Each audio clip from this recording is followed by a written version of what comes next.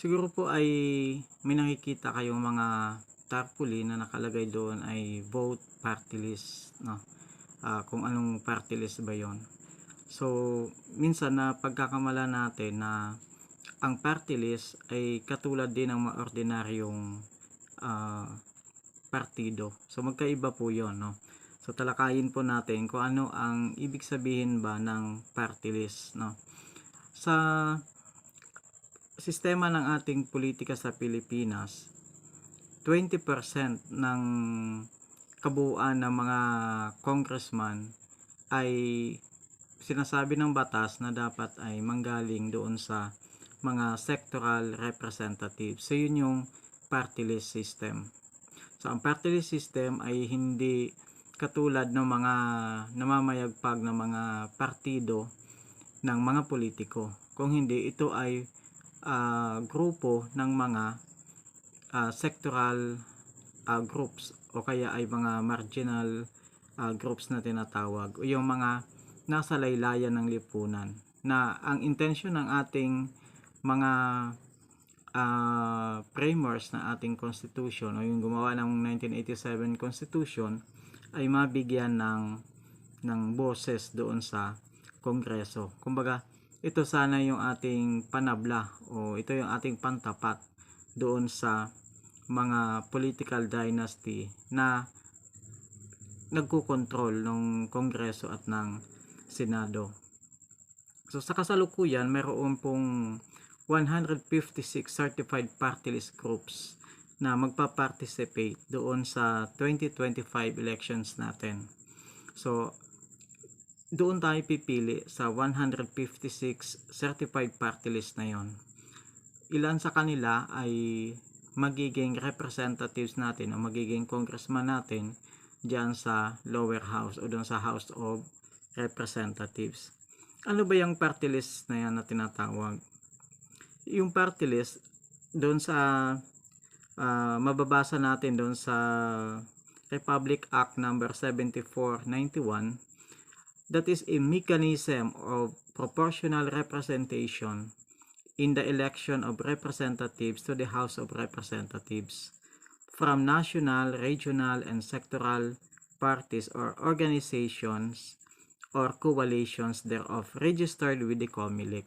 So kapag ang isang sektor ay gustong bumuo ng isang party list group, kinakailangan niya i-register doon sa COMELEC. Kapag siya ay na-verify ng COMELEC at na-certified na siya ay genuine group ng isang party list, so siya ay bibigyan ng certification at makakalahok siya doon sa election. So, sa ganon, ay makakasama siya o magkakaroon siya ng pagkakataon na mahalal at maging congressman o yung kanilang mga representatives. Sa party list system, hindi tayo bumoboto ng tao, no? Doon sa balota, makikita natin yan doon sa pinakalikod ng ating balota. May nakalagay doon ng mga listahan ng mga kandidato ng party list groups. So hindi kandidato o yung personalidad yung ating binoboto doon sa party list system, kung hindi yung isang grupo o isang partido, no? Yung party list system na yan ay nababanggit din doon sa ating 1987 Constitution o yung doon sa Article 6 Section 5 doon sa paragraph 1 and 2. So doon makikita na sinasabi doon na dapat ang House of Representatives ay binubuo ng 20% o 20% ng mga House of Representatives ay galing dyan sa mga party list groups. So kaya nagkaroon sila ng guidelines ng enabling law at yun ay Republic Act number 7491. So pag sinabi nating 20% ng kabuuan ng ating House of Representatives, so hindi ibig sabihin nun ay constant lang yung number. So po pwede na bawat election tumataas yung number depende sa dami ng mga congressional districts natin. Kasi may mga nadadagdag ng mga congressional districts. So magdadagdag din ng number ng mga seats allotted for party list groups, no. So far, sa kasalukuyan meron tayong 318 representatives o yung mga congressman, and 20% ng 318 na yan ay 63 seats. Yan ay allotted para sa mga representative ng party list system. So paano ba magkakaroon ng representation yung isang party list group? Sa batas meron lamang 2% ng kabuuan. Kinakailangan kung ikaw ay kasama doon sa grupo ng mga party list, kinakailangan makakuha kayo ng 2% ng kabuuang boto. So sa ngayon, ang registered voters natin na pwedeng bumoto sa 2025 midterm election ay nasa 68.43 million. So yung 68.43 million, 2% niyan ay nasa 1.3686 or nasa 1.37 million. Kapag ang isang party list group ay nakakuha ng 1.37 million votes, so meron na siyang secured na siya doon sa seats na allotted sa kanila. And ayon sa batas, ang maximum representatives ng bawat party list system na makakakuha ng 2% ay mayroon 3 representatives. So ibig sabihin sa isang grupo, kung makukuha mo yung 2%, so posible na ikaw ay magkakaroon ng 3 representatives, no, doon sa kaya pag mas madami, mas malaki ang iyong nakuhang votes o ng party list group nyo, mas malaki ang tsansa na makukuha nyo yung 3 seats na yon na maximum. So pag sinabi natin maximum, hindi na siya pwedeng sumobra doon. Kahit na makakuha ka pa ng 10 million, 15 million votes, hindi ka nalalagpas doon sa 3 seats, no. So pero posible na depende kung may mas mataas ang vote sa iyo at sila ang unang makapag-secure ng 3 sets, ang group mo ay mas mababa pero may 2% ka, posible na isa o dalawang seats lang o yung allotted na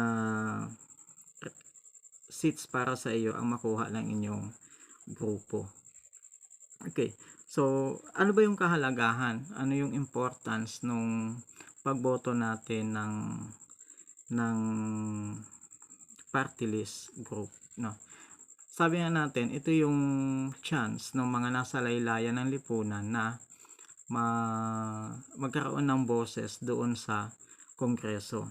So kung kaya yung mga halimbawa, yung mga indigenous group, no, wala silang kakayahang lumaban doon sa isang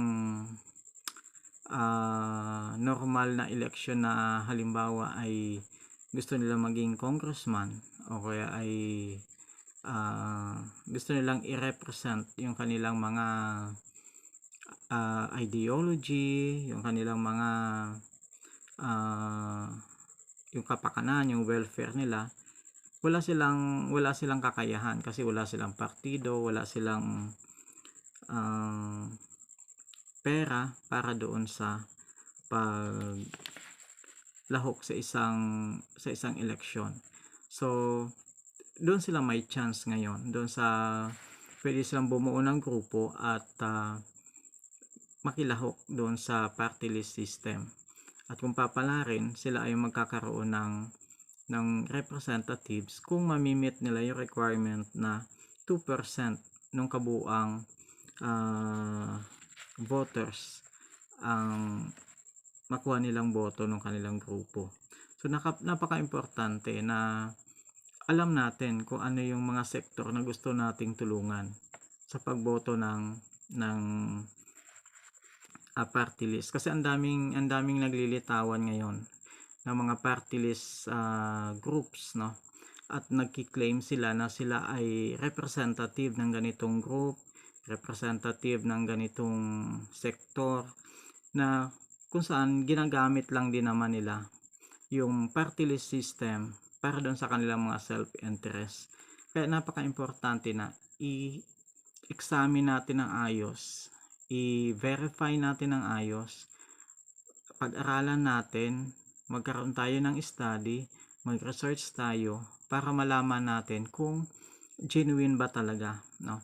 Kasi ngayon madami mga party list system na ginagamit ay mga artista, ginagamit yung mga sikat na pangalan, o kaya naman sila ay binuo ng kanilang ng isang pamilya, no? O kaya naman binuo siya ng isang religious group na kasi pero nagtatago sila doon sa isang pangalan ng isang advokasya. So yun yung dapat nating titingnan. Ano ba yung mga genuine talaga? Ano ba yung mga tunay na mga party list group na dapat talagang nagpa-participate, no, diyan sa party list system? Baka naman nalilin lang tayo nung ilang mga mayayaman na politiko na gusto nila ay madaming maliban doon sa kung halimbawa siya ay representative din ng kanyang probinsya o ng kanyang distrito. Ngayon walang malabanan yung kanyang asawa, yung anak o sinong kapamilya. So bubuo sila ng isang party list group. Kunwari ay ano sila ng isang advokasya, kukuha lang ng mga members dahil may pera sila, then magpapa-certified sa COMELEC, then makakasali na sila doon sa party list system. So yun ang titingnan natin. O kaya naman baka yan ay isang grupo na binuo ng mga religious group na gustong protektahan din yung kanilang mga interest, na dahil nga mayroon tayong separation of state and church. So kaya medyo hindi sila pwedeng hayagan na bumuo ng isang grupo na magre-represent doon sa kanilang sektor o sa kanilang sekta o sa kanilang grupo, no? May mga ganun yun. Tapos ang kanilang mga religious leader ang siya nagiging representative. So natural siya ay iboboto ng kanyang mga member, no? So dapat yun yung tinitingnan natin. Baka nalilin lang tayo nung ilan sa mga yon, no?